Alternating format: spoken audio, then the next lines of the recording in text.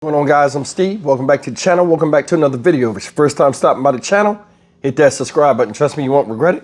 If you're a returning subscriber, as always, guys, welcome back. And I do appreciate the support. Guys, listen, this is day 2 of the Tyre Nichols murder trial. And I'm getting ready to go to the courthouse. But this morning I was looking up some of the news on the case. And yesterday I gave you a live stream, but I'll give another one tonight at 7 o'clock Central Standard Time, recapping day 2 of the trial. And today, Desmond Mills, one of the 5 police officers, involved in the beating death of Tyre Nichols, who turned state's evidence, will go in front of take the witness stand and speak on his side of what he did, what the other roles that the officers did as far as the killing of Tyre Nichols. May he rest in peace. And yesterday was very riveting. I told you about Rovon Wells, Tyre Nichols' mom. She got up there, took the stand, and it wasn't a dry eye in the house. And I kept thinking about that yesterday when I was talking to you guys about it. And I went back, and today I seen the full time she was on the stand. And I want you guys to take a look at this, before I leave out for day 2. 2 things that really got to me with this after watching the replay, and you guys will see it. You see the raw emotion of somebody grieving from something that happened 2 years ago. January 7th, 2023 was when Tyre Nichols was killed. Here we are now, still seeking justice in 2025. These people, have been through the ringer, so to speak, with the Fed trial, the civil rights trial, now the murder trial. This is one of the things I talk about with the justice system, where I say things need to be tweaked and changed, because there's no way anybody can keep their sanity after being pushed to the limit of having to relive a nightmare over and over and over again after its initial introduction to said person's life. Everybody on this planet wants to achieve happiness and peace. But there can't be no peace if true justice is not administered in times like this. These people are suffering, folks. I know them personally. I'm out here with them. I see them every day. It's hard to keep a smile on your face when you don't know what's around the next corner from something that should be open and shut. This case right here is not even about Tyre Nichols, even though he's the one that died. It's about police officers that went out and willingly took the life of somebody that had nothing to do with anything. They picked someone, punished them, and left them for dead.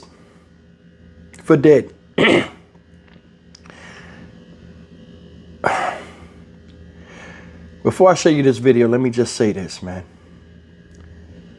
It's been a complete and utter life-changing experience going through something like this, just from the outside going in. And from an empathetic standpoint, I mean, my heart goes out to these folks and just what they're going through, because a lot of people are not built like that to go through that. And I talked a little bit about that last night. Guys, I want you to take a look at the video. I'm about to go to the courthouse, and I just want you to just, see it. Just see what's going on with this. I mean, this is something that needs national, international attention. All this trial is about is trying to cover up the lies of those that did something, the people that were just minding their business and were just picked to be part of a play that nobody wants to be on stage with. Take a look at this, and I'll see you guys later. Ma'am, do you solemnly swear or affirm that the testimony you give today will be the truth and nothing but the truth to help you God? Yes. All right, please have a seat and please watch your step.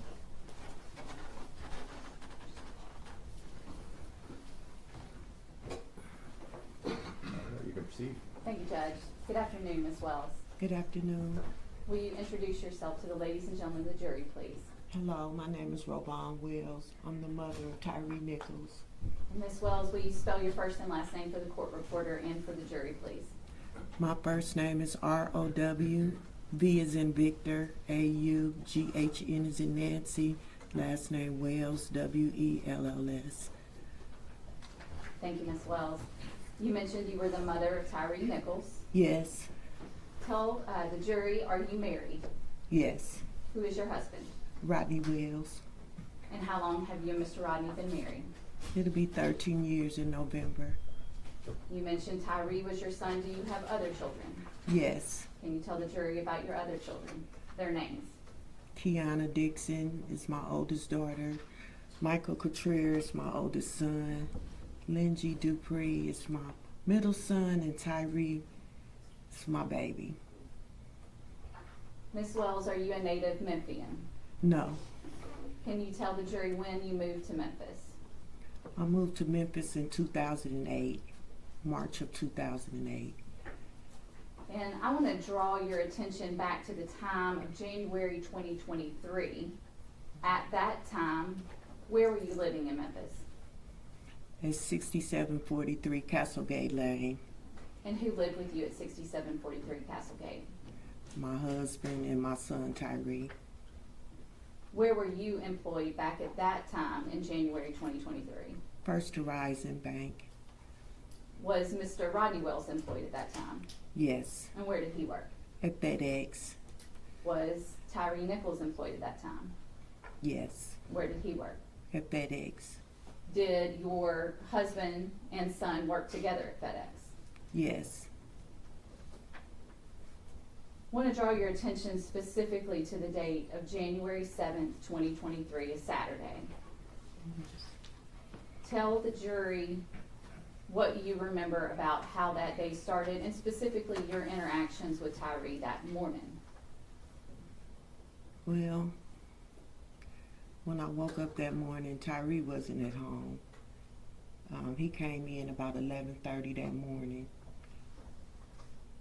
There was a co-worker that was teaching Ty how to drive the forklift. So Tyre would go in on Saturdays and they would, he would teach him how to do the forklift. Tyre, like I said, he came in about 11:30. We spoke briefly. He went and laid down.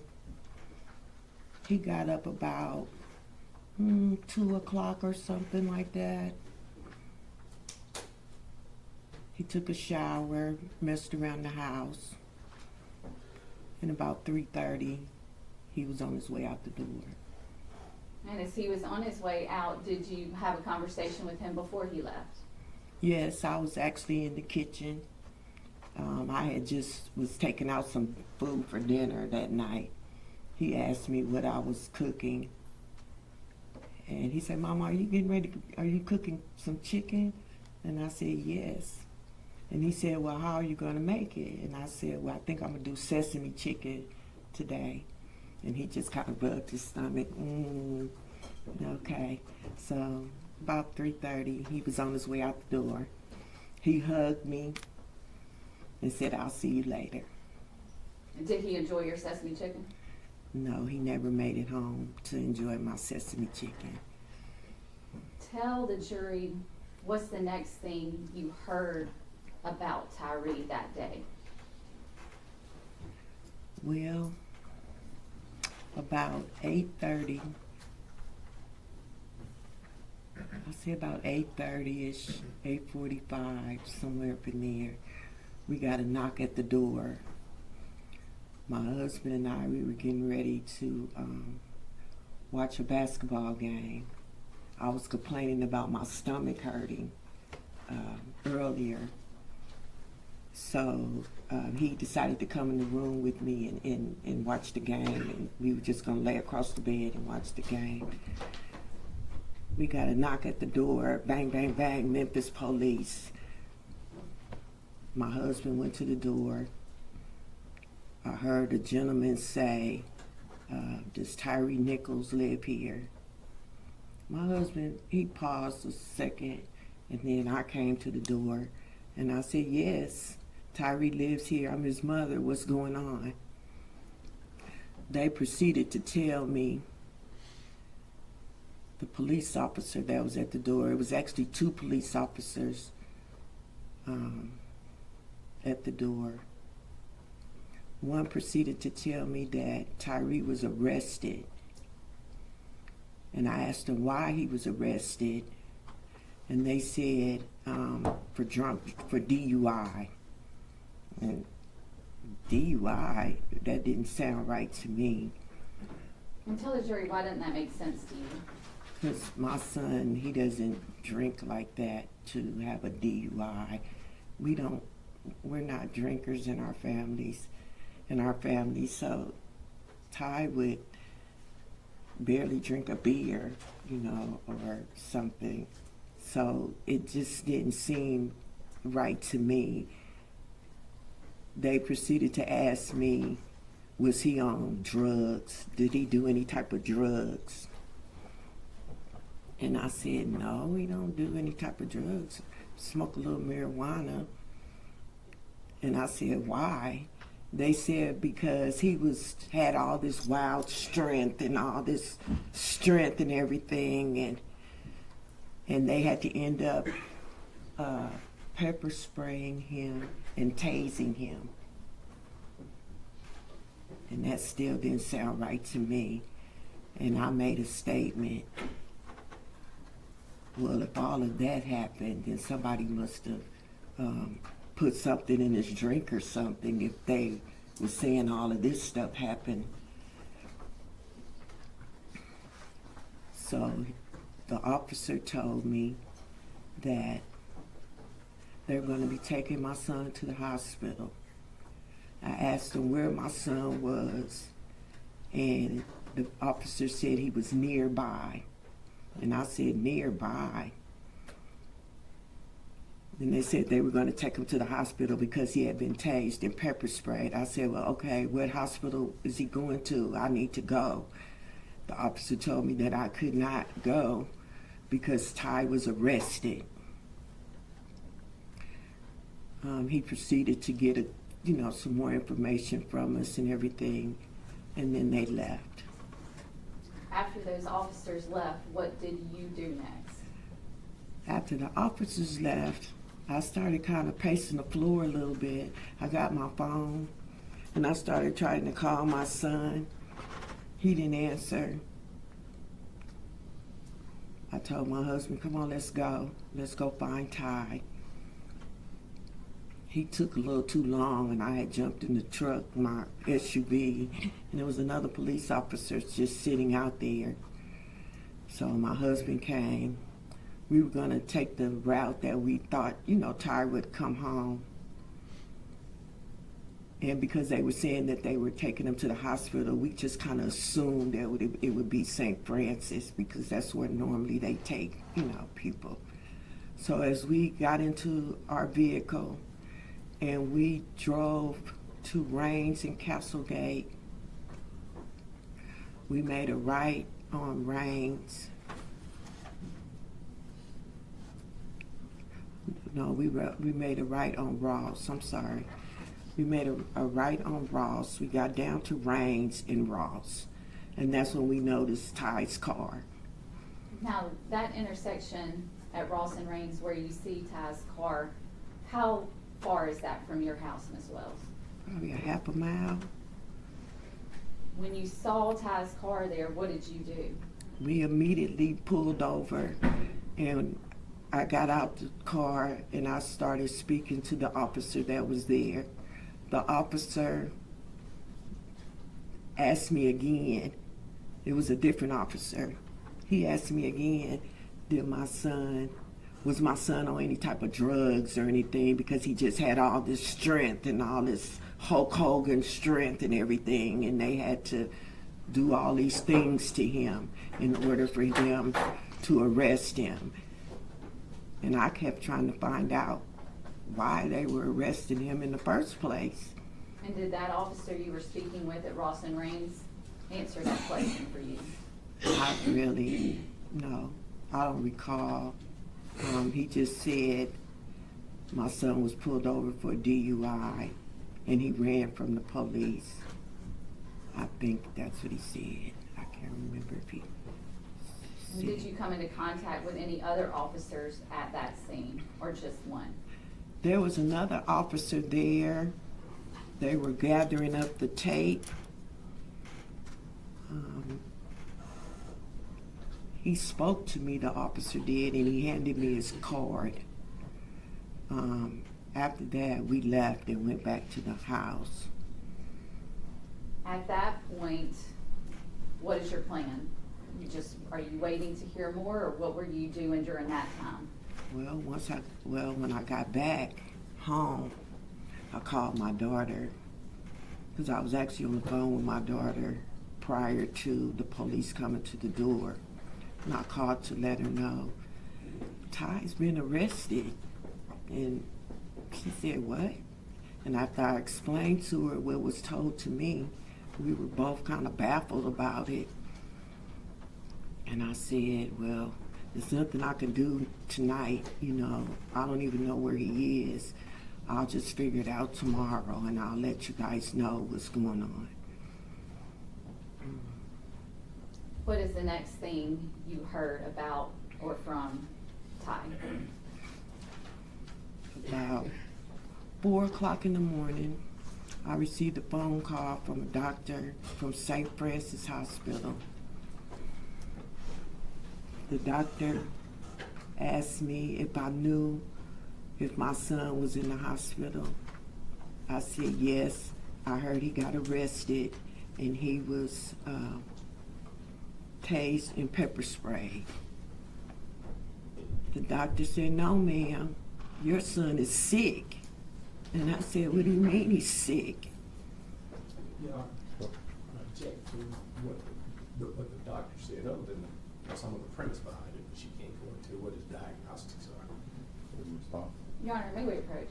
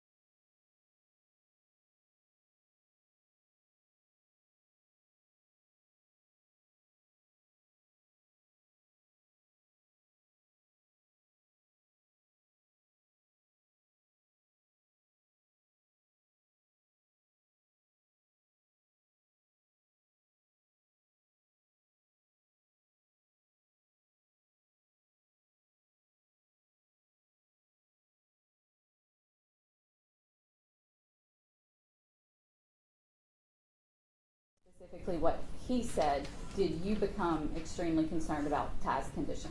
Yes, very concerned. Until to the point where I called my cousin and I said, get over here right now. We need to get to the hospital and go see Ty. And is that what you did? Yes. Who went to the hospital with you at that time? My cousin Tony, she came over to meet us, and my husband and I. What hospital was Ty at? At St. Francis Hospital. And tell the jury what happened when you walked into St. Francis. As we were walking into St. Francis, there was another officer walking in. We were kind of going in the same direction, so I asked "You're working late tonight, huh?" He said, "Yes." He said, "I'm here to sit with a prisoner." And I said, "Well, is the prisoner's name Tyre Nichols?" And he said, "Yes." And I said, "Well, that's my son." He said, "Oh, okay, well, follow me." So we all proceeded to walk to Ty's room. Ms. And Wells, I know this is going to be difficult, but I want you to explain for the jury when you went in Ty's room, what you saw, what Tyre looked like, what you saw, what you felt, what happened in that moment. when I walked into the room and I saw my son, I immediately went over to him and I fell out on him because my son was beaten to a pulp. His head was the size of a watermelon. His nose was broken. His neck was split open from the swelling. He was bruised from head to toe. It was like they beat the shit out of him. That's what they did. They beat the shit out of my son and left him for dead. That's what they did. And Ms. Wells, were there other officers in that hospital room when you walked in? The doctor was there. There were some other officers in there. Once I saw my son and I basically passed out on him, basically. I just laid on him and just started crying. And I just burst out and said, "What the fuck is going on here? This does not look like no pepper spray and no tasing." And a police officer took my husband and I out the room. My cousin stayed there and took us into another room. I want to say it was a sergeant or captain, I can't remember. We spoke briefly. And then next thing you know, all the Shelby County police and everybody was out the room. They said TBI had taken over the case. And all the police officers that were there were gone. And so it was just the TBI, the nurses, the doctor, and my husband and my cousin. We were in the room with my son. When you saw your son, was he ever responsive to you that night? No.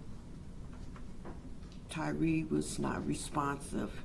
He was on a breathing machine, and the machine was keeping him alive. And did you know from the minute you walked in that room that night that your son was gone? Yes. You couldn't. There's no way my son would have survived from that. He was already deceased, basically. I say they must keep him on those breathing machines for 72 hours. But my son was deceased. Ms. Wells, several days after that, did you get a call like that from the hospital on January 10th informing you of your son's passing? Yes, I got a call a little after 2 by that same doctor, Charles. I want to say Charles. I can't remember. I meant to look. I can't remember. He said, "Mrs. Wells?" I said, "Yes." He said, "This is Dr. from St. Francis Hospital." I said, "Yes."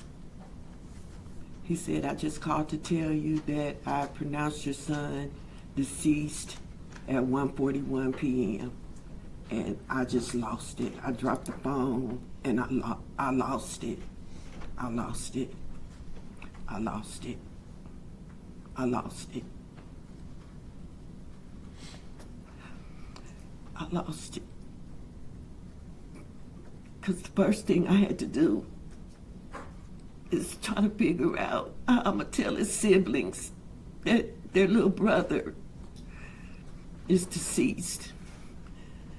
That was one of the hardest things that I ever had to do as a mother, is to explain to them. I called my daughter. When I explained it to her, I heard her falling down the stairs. She cracked her nose. And the fact that I'm from California, all my kids still live in California. So it was very difficult to not be there to tell them. I called my middle son, my oldest son, Michael. I told him, I don't even think he even heard me. And the reason why I say that is because a couple days later, he called. He said, Mom, what's going on with my little brother? Why haven't you called and told me anything? I said, Mike, Tyre is gone. And he just lost it. He was like, what do you mean he's gone? I said, I told you Tyre didn't make it. And he lost it. And then I had to call my other kids. My middle son, I had to call him. And then my god kids, and everybody just started. Everybody knew at that time. Yes, that was the most hardest thing that I ever had to do as a mother, as a parent, to tell the siblings that your baby brother is deceased, and really for no reason at all. Ms. Wells, at the time that Ty passed, how old was he? Ty was 29. He was a 29-year-old young man still trying to find his way in life. You know, he hadn't found his way yet. He was getting there. He loved to skateboard. Ms. Wells, I'm going to pass you a picture.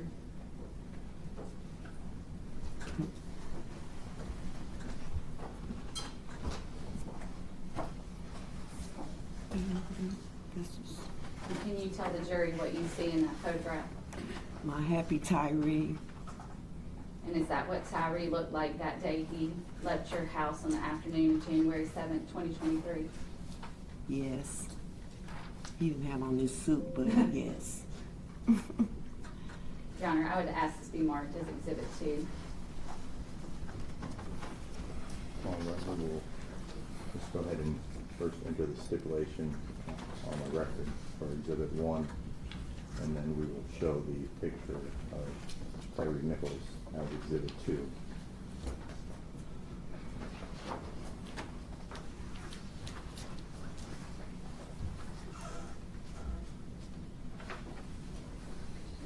Your Honor, permission to publish. Yes, sir.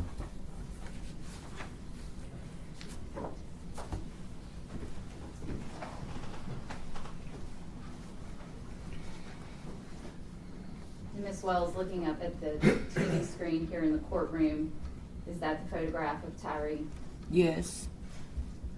Is that what he looked like that afternoon when he left your home? Yes. Yes, that's what he looked like. And Ms. Wells, after this occurred, you had been told, you mentioned that the officers said that night that Tyre was nearby. Yes, nearby. Did you later find out that the events in this case happened at Castlegate and Bear Creek? It was later on.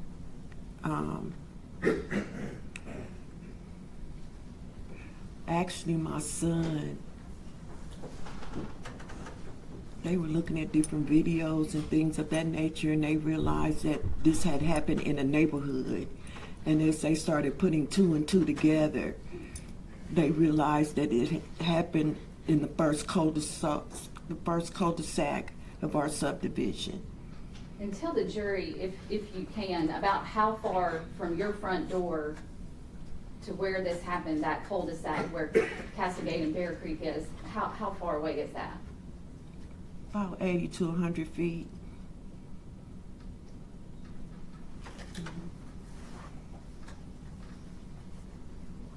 Ms. Wells, I'm gonna pass you another photograph.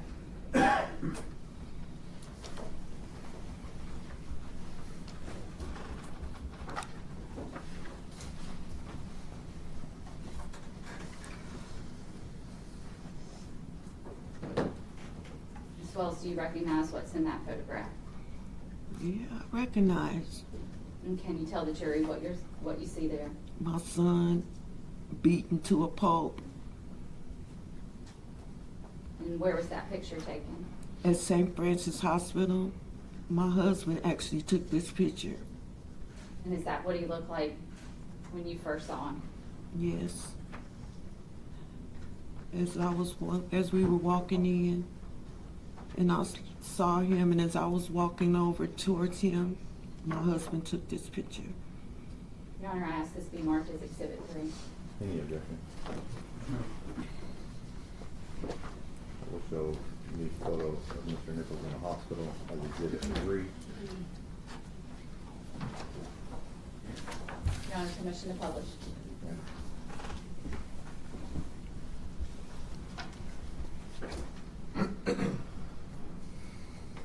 Ms. Wells, looking at the TV in the courtroom, is that the photograph you just looked at? Yes, And is that what your son looked like when you first saw him that night? yes. Or the early morning hours of Early January morning. 8th? Yes, At some point after Ty passed, did you all have a memorial service for him? yes, we did. And when and where was that, Ms. Wells?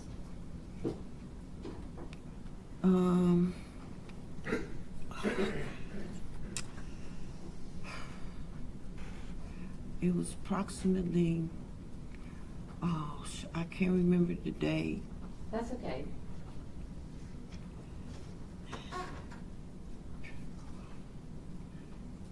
I'm drawing a blank on the funeral home, and I'm drawing a blank right now. That's okay. Did you have a service here in Memphis? I did. Ty actually had 2 services. And if one was here in Memphis, where was the other? Both of them were in Memphis. Okay. Yes. Just one moment, please. Yes, ma'am.